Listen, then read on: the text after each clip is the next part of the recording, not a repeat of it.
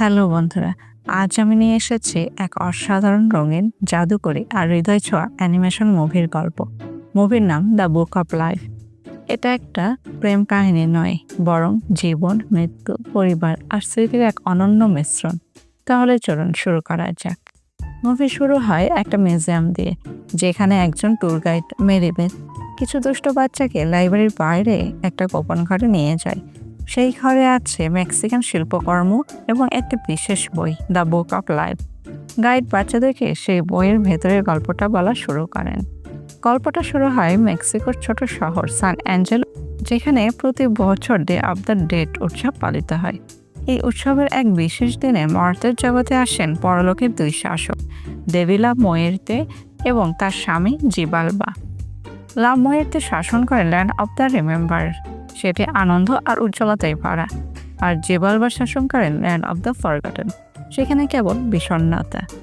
দেবতারা দেখেন তিন বন্ধুকে, ন্যানেলো সানচেস, ওয়াকিন মন্ড্রাগন আর মারিয়া পোসাডা। ন্যানেলো বিখ্যাত বুলফাইটার পরিবারের ছেলে, কিন্তু সে সঙ্গীত প্রেমী। ওয়াকিন এক সামরিক বীরের ছেলে, তার স্বপ্ন কেবলই বীরত্ব অর্জন করা। আর মারিয়া এই দুইজনেরই প্রিয় বন্ধু, যে মুক্ত, স্বাধীন এবং সবসময় নিজেকে রক্ষা করতে জানে।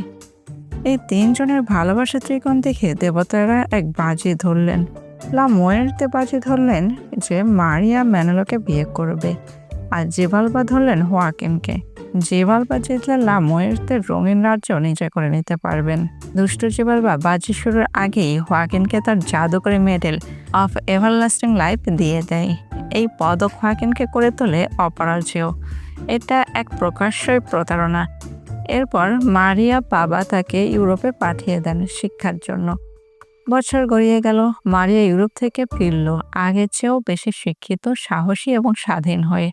ম্যানেলো এখন একজন দক্ষ বুলফাইটার, তবে সে দয়ালু।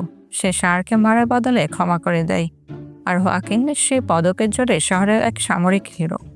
ম্যানেলো তার গিটার হাতে মারিয়াকে গান গেয়ে মুগ্ধ করতে চায়, নিজের ভালোবাসার কথা প্রকাশ করতে চায়। অন্যদিকে হোয়াকিন তার বীরত্ব আর খ্যাতি দিয়ে মারিয়ার মন জয় করতে চায়। ম্যানেলোর বাবা পরিবারের বুলফাইটার ঐতিহ্য ভঙ্গের জন্য ম্যানেলোকে প্রায় তিরস্কার করেন। এই সময় কুখ্যাত ডাকাত সর্দার চাকাল তার বিশাল বাহিনী নিয়ে সান অ্যাঞ্জেল আক্রমণ করার হুমকি দেয়। শহরকে রক্ষা করার ভার পড়ে হোয়াকিনের ওপর। ম্যানেলোর যখন মারিয়ার কাছে তার গভীর ভালোবাসার কথা জানায়, তখনই জিবালবা তার বাজি জেতার জন্য শেষ চাল চালেন। তিনি বিষাক্ত সাপ সেজে মারিয়াকে কামড়ান। মারিয়া মাটিতে লুটিয়ে পড়ে। ম্যানেলো ভাবে তার প্রেমিকা মারিয়া বোধহয় মরে গেছে। এরপর জিবালবা ম্যানেলোকে প্ররোচিত করে, সে যদি নিজের জীবন দেয় তবে হয়তো লা মোয়ের্তে মারিয়াকে ফিরিয়ে আনবে। বিভ্রান্ত হয়ে ম্যানেলো সেই সাপকে দিয়ে নিজেকে কামড় দেয়। ম্যানেলোর মৃত্যু হলো। জিবালবা আনন্দে আত্মহারা। তিনি এবার লা মোয়ের্তে রাজ্য দখল করতে পারবেন। ম্যানেলোর আত্মা পাড়ি দেয় ল্যান্ড অফ দ্য রিমেম্বারে। এই জগৎটি জাঁকজমকপূর্ণ, উৎসব আর রঙে ভরা। এখানে সে তার মৃত পূর্বপুরুষদের সাথে দেখা করে, একদল বুলফাইটার, যারা ম্যানেলোকে সাদরে গ্রহণ করে। কিন্তু তখনই সে জানতে পারে সেই চরম সত্য, মারিয়া আসলে মরেনি। সাপ তাকে একবার কামড়েছিল, তাই সে শুধু সাময়িক অজ্ঞান হয়েছিল। জিবালবার প্রতারণা করে ম্যানেলোকে দুবার কামড়েছিল, যার ফলে সে মারা যায়। প্রতারিত ম্যানেলো ক্রোধে ফেটে পড়ে। সে তার পরিবারের সাহায্যে লা মোয়ের্তের রাজ্যে পৌঁছায়, কিন্তু দেখে যে সেখানে এখন জিবালবা রাজত্ব করছেন। ম্যানেলো তার কাছে আবেদন করে, সে মর্তে মারিয়ার কাছে ফিরতে চায়। জিবালবা তাকে উপহাস করে বলে, যদি তুমি ক্যান্ডেল মেকারকে খুঁজে বের করতে পারো, যিনি মানব জীবনের মোমবাতি তত্ত্বাবধায়ক, তবেই তোমার ভাগ্য নির্ধারিত হতে পারে। জিবালবা নিশ্চিত ছিলেন ম্যানেলো কখনোই ক্যান্ডেল মেকারকে খুঁজে পাবে না। ম্যানেলো পাড়ি দেয় ভয়ঙ্কর ধূসর ল্যান্ড অফ দ্য ফরগটেনে। সেখানে কোনো আনন্দ নেই, শুধু বিস্মৃতি, বেদনা। দীর্ঘ অনুসন্ধানের পর সে ক্যান্ডেল মেকারকে খুঁজে পায়। ক্যান্ডেল মেকার জানায় জিবালবার প্রতারণার কারণে ম্যানেলোর জীবনের মোমবাতি মাঝপথেই নিভে গেছে।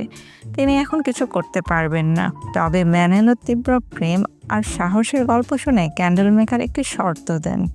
ম্যানেলোকে এমন এক চূড়ান্ত পরীক্ষা দিতে হবে যা তার পুরো বংশে কেউ কখনোই দিতে পারেনি। ম্যানেলোকে মোকাবেলা করতে হবে তার বংশের সব বুলফাইটারদের আত্মাদের তৈরি দানবীয় শাড়ির সাথে, টোরাস দি লা মোর্তে। এই শার্টটি কেবল শক্তি দিয়ে পরাজিত হয় না, পরিবারের পূর্বপুরুষেরা ম্যানুয়েলকে তরবারি দিয়ে শার্টটিকে শেষ করার জন্য চাপ দেয়। কিন্তু ম্যানুয়েল এবার তার হৃদয়ের পথ বেছে নেয়। সে তার তরবারির বদলে হাতে তুলে নেয় তার গিটার। ম্যানুয়েল ওর শাড়ির সামনে বুক চিতিয়ে দাঁড়ায় এবং গান গেয়ে তার অনুশোচনা, তার বেদনা এবং তার ভালোবাসার কথা বলে। সে শার্টটির কাছে তার সব ভুল আর ভালোবাসার জন্য ক্ষমা চায়। এই নমনীয়তাই ছিল তার আসল শক্তি। ম্যানুয়েলের গানে শার্টটি শান্ত হয়, তার ভেতরে সমস্ত ক্ষোভ দূর হয়ে যায়, আর ম্যানুয়েলও এই কঠিন পরীক্ষায় জয়ী হয়। ক্যান্ডেল মেকার হাসি মুখে ম্যানুয়েলের জীবনের মোমবাতি আবারও জ্বালিয়ে দেন। এদিকে ডাকাত সর্দার চাকাল তার বাহিনী নিয়ে সান অ্যাঞ্জেলে আক্রমণ করেছেন। হোয়াকিন একা লড়াই করছে, কিন্তু তার জাদুকরী পদক থাকার পরেও সে বারবার ক্লান্ত হয়ে পড়ছে। মারিয়াও প্রতিরোধ করছে। ঠিক তখনই ম্যানুয়েলের আত্মা জীবন ফিরে পায়। এবার ম্যানুয়েলও তার পরিবারের ঐতিহ্য আর তার নিজের আবেগ, এই দুটি শক্তিকে এক করে লড়াই করে। যে হোয়াকিন ও মারিয়ার সাথে কাঁধে কাঁধ মিলিয়ে চাকালকে মোকাবিলা করছিল। যুদ্ধের তীব্রতা বাড়ে, চাকাল আরও শক্তিশালী হয়ে ওঠে। হোয়াকিন বুঝতে পারে তার বিরুদ্ধে কেবল সে পদকের জন্য। সে তার ভুল বুঝতে পেরে সে পদকটি নিজের বুক থেকে খুলে ফেলে। হোয়াকিন এবার সত্যিকারের বীরের মতো লড়াই করে। ম্যানুয়েল, হোয়াকিন ও মারিয়া একসঙ্গে এমন কৌশল অবলম্বন করে যাতে চাকাল ধ্বংস হয়ে যায়। ম্যানুয়েল নিজের জীবন উৎসর্গ না করে নিজের শক্তি দিয়ে ভালোবাসা আর শহরকে রক্ষা করে। দেবতারাও সবকিছু দেখেন। লা মুয়ের্তে জিবালবা নিজেদের ভুল বুঝতে পারে। জিবালবা তার প্রতারণার জন্য ক্ষমা চান এবং স্বীকার করেন যে তার ধারণা ভুল ছিল। ম্যানুয়েলই আসল নায়ক। তারা তাদের রাজ্য অদলবদল করেন না এবং তাদের মধ্যকার প্রেম নতুন করে শুরু হয়। সব প্রতিকূলতা জয় করে ম্যানুয়েল আর মারিয়া অবশেষে বিবাহ বন্ধনে আবদ্ধ হয়। ম্যানুয়েল তার পরিবারকে দেখায় একজন বুল ফাইটার হওয়া মানে শুধু তরবারি চালানো নয়, বরং হৃদয় দিয়ে লড়াই করা। হোয়াকিন পদক ছাড়াই তার সত্যিকারের সাহস খুঁজে পায়। গাইড মেরিবেথ এবার বই বন্ধ করেন এবং শিশুদের বলেন, এই গল্পটি আমাদের একটি মূল্যবান শিক্ষা দেয়। নিজেদের গল্পটা আমাদের নিজেকেই লিখতে হয় এবং যারা আমাদের ছেড়ে চলে গেছেন তাদের ভালোবাসা আর স্মৃতি হলো আসল ল্যান্ড অব দ্য রিমেম্বার। যতদিন আমরা তাদের স্মরণ করি ততদিন তারা আমাদের সঙ্গেই থাকে।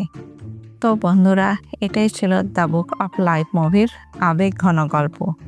ভিডিওটি ভালো লাগলে লাইক দিন ও বন্ধুদের সাথে শেয়ার করুন, আর চ্যানেলটি সাবস্ক্রাইব করে আমাদের সাথেই থাকুন। ধন্যবাদ।